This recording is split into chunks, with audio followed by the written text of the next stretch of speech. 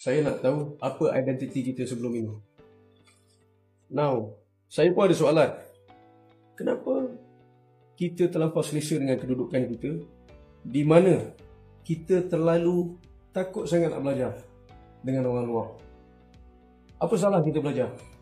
Kejayaan saya pun di JDT pun saya belajar dengan orang luar, negara-negara luar, foreign expertise.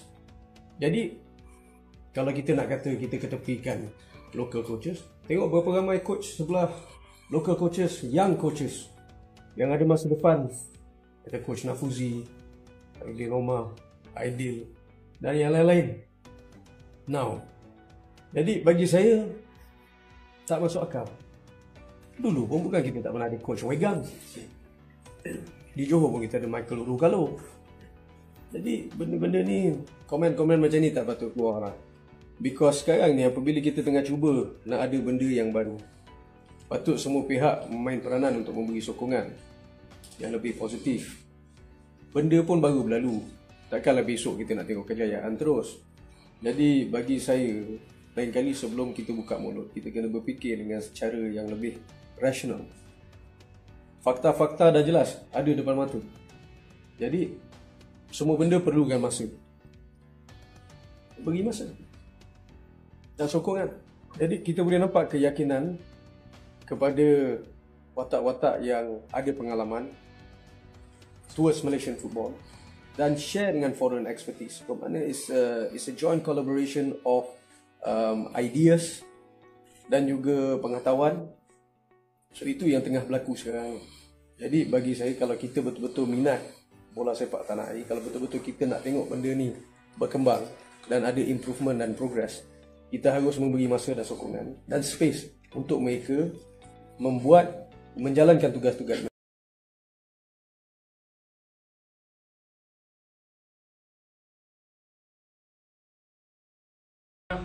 Cuba membawa bola sepak tanah air kepada tahap yang lebih tinggi. This is like a revolution, guys. We are trying to bring Malaysian football into another level. Now, whatever we plan for, whatever we build, apa benda yang kita merancang, apa benda yang kita membina, tiada maknanya jikalau tak ada keputusan ataupun tak ada pencapaian. Whatever we build is nothing if we do not have result. Remember this. There are some who doubt us. Ada beberapa pihak yang tak percaya. Never mind. We are doing something new. They are not used to it. Let it be. Your performance speak louder than what they think. This performance, this unity is our home.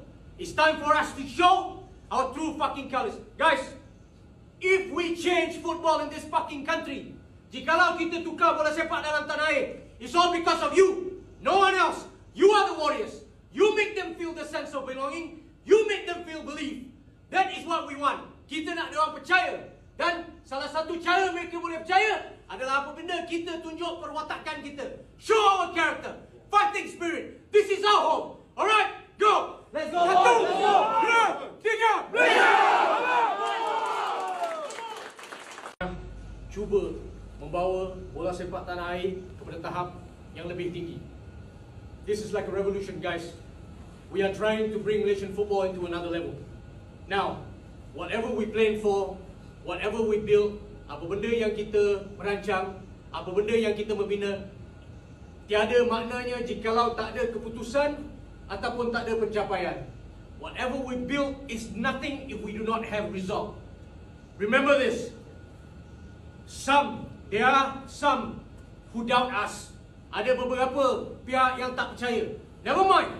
We are doing something new. They are not used to it. Let it be. Your performance speak louder than what they think. This performance, this unity is our home.